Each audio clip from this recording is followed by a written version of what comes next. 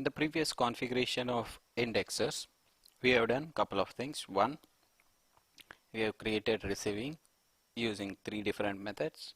We have started creating indexing using 2 different methods, that is CLI and web. Now the third important method is editing configuration file.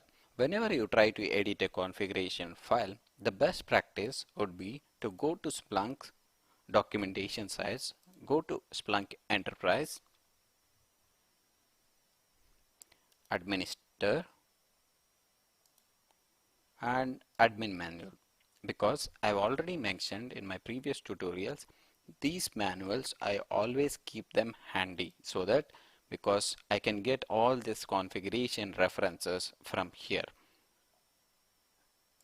The indexes configuration is always stored under indexes.conf. All the configuration related to adding an index, deleting an index, changing the size of the index, changing the location of your index file, all this configuration is present in indexes.conf. To add a new index using configuration files, we need to add a new file. If there is no indexes.conf, it's already present under local directory, we will add a new file under system local, just for example of understanding the indexer. But in the future we will see how we will be placing or creating these indexes using our deployment server. To move on, I'll click on indexes.conf example. There is one database that has been created, hatch. I'll copy the hatch one. So I'll not modify anything. If you want, we can modify the name, but since we are just demonstrating, I'll just copy the including the name, local indexes.conf. Whatever we have copied from the configuration file reference, I'll just copy it. I'll rearrange it. We have not done anything. We have just copied an sample index which was created using this, and if we want, we can rename the name of the indexes, but we are not going to deal much with this indexer, so let us keep it as it is. These locations, home path, cold path and third path, will come to this later, probably with a deeper understanding about Splunk and indexer and the clustering part and the retention policies, where this play a key role. As of now, for simplicity of configuring an indexer, we'll stick to creating index. For now, this is the regular syntax. We have created an index using configuration edit of indexes.conf. Let us restart our Splunk instance.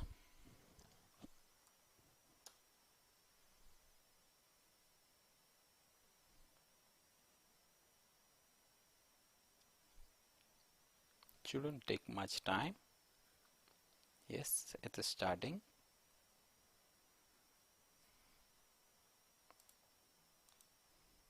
This should be our indexers. Yes, this is our indexer.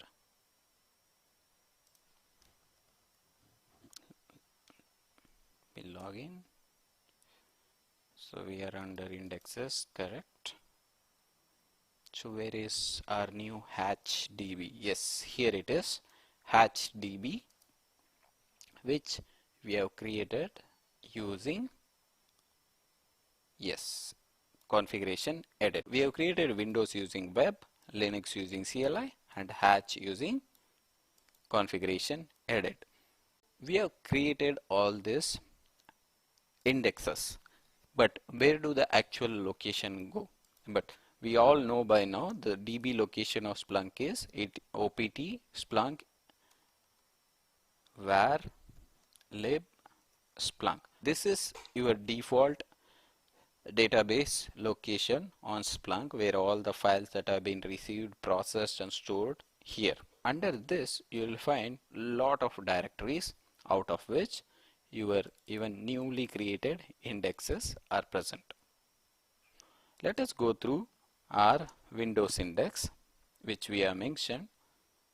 One is hotdb, ColdDB and TowerDB, we will understand why data model summary is present and what is ColdDB and what is TowerDB when we move to retention, rolling of buckets, and what is a data model and how does data model summary works. For simplicity of configuring an indexer, this will be your index location and all the files will be stored here. At any time, if you want to check your size of the indexer, you can check this size of the folder, or you can just go to your indexer GUI and check for those sizes.